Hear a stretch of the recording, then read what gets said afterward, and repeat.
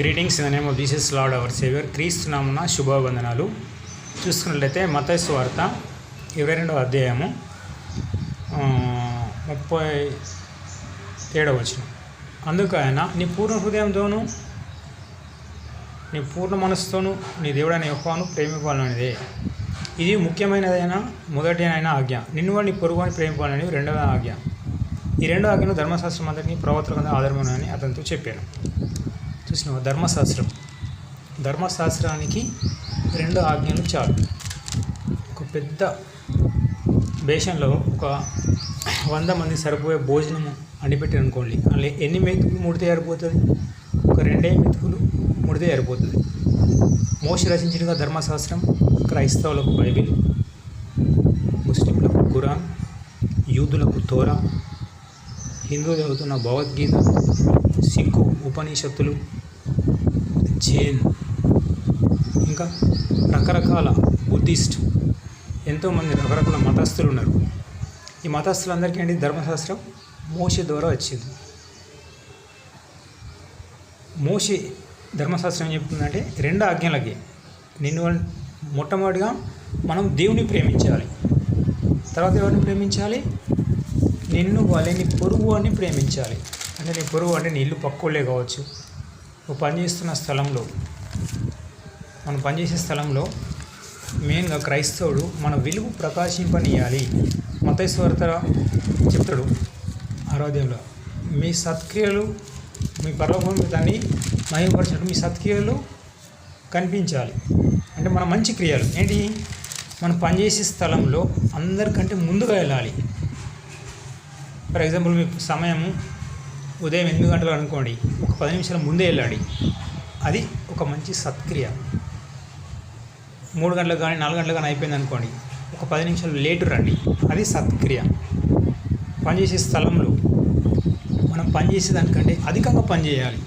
Double light, మీ వెలుగు ప్రకాశింపనీయుడు అంటే మన తలపైన క్యాండిల్ పెట్టుకొని, టార్చ్ లైట్ పెట్టుకొని మన వెలుగు ప్రకాశింపనీయడు.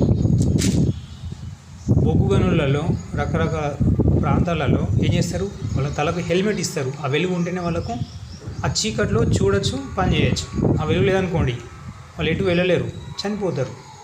సో ఈ క్రైస్తవ ప్రపంచంలో, ఈ దుష్ట ప్రపంచంలో, ఈ పాప ప్రపంచంలో క్రీస్తుమనుడు మీ వెలుగు ప్రకాశింపాడు. మనకు ఒక హెల్మెట్ ఇచ్చాడు క్రీస్తు. ఏమి హెల్మెట్ అది? మంచి క్రియలు కనబడాలి. అంటే ముందుగా వెళ్ళాలి, లేట్గా రావడం, అందరికంటే అధికంగా పనిచేయాలి. మనం పనిచేస్తూ పోతున్నాం అనుకో, దేవుడే మనకు శక్తిని ఇస్తాడు, బలాన్ని ఇస్తాడు, అన్ని ఇస్తాడు, జ్ఞానాన్ని ఇస్తాడు.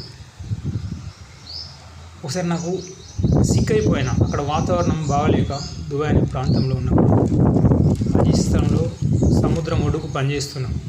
ఆ వాతావరణం భరించలేక నీళ్ళు తాగి, జనరల్ నీళ్ళు తాగి, ఫిల్టర్ నీళ్ళు దొరకక జలుబు అయింది, జ్వరం, తలనొప్పి, 3 ఉన్నాయి.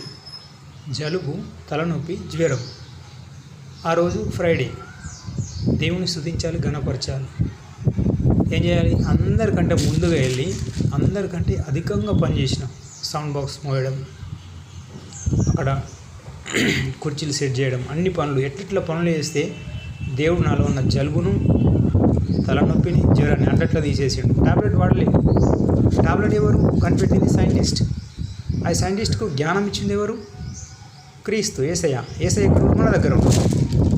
బైబిల్లో ఏముంది? ఫస్ట్ దేవుని ప్రేమించిన తర్వాత నేను పొరుగుని ప్రేమించాను. కాబట్టి మేము పనిచేస్తున్న స్థలంలో అందరికంటే ముందుగా వెళ్ళండి, అందరికంటే లేటుగా రండి, అందరికంటే ఎక్కువ పని చేయండి. అప్పుడు మన సత్క్రియ చూసి 100% వారే క్రైస్తవులు అవుతారు. చూడండి, యోహాను సువార్తలో 1వ అధ్యాయం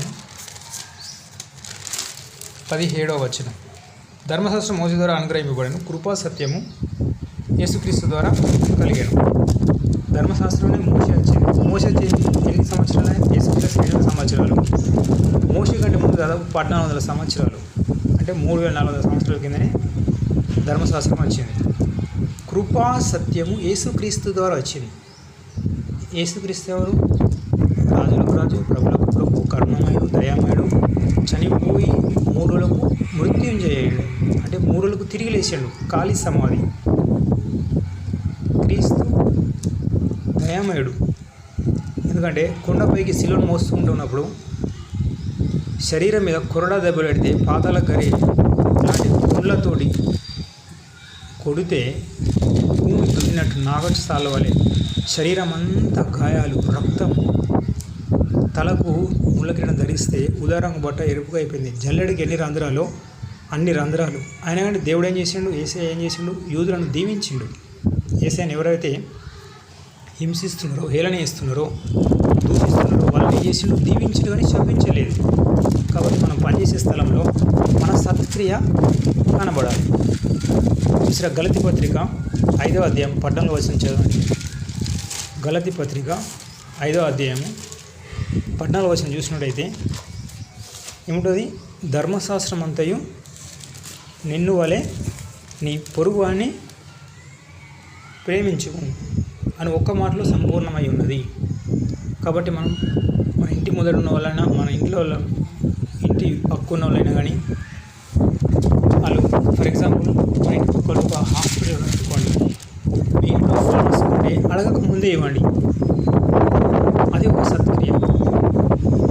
మీ దగ్గర ద్రవ్యం ఉంటే అడగక ముందే ఇవ్వండి. వాళ్ళు లేట్ అయినా పర్వాలేదు, ఇస్తారు. ఆ ఒక సత్క్రియ చూసే ఖచ్చితంగా క్రీస్తువులకు వాళ్ళు వస్తారు.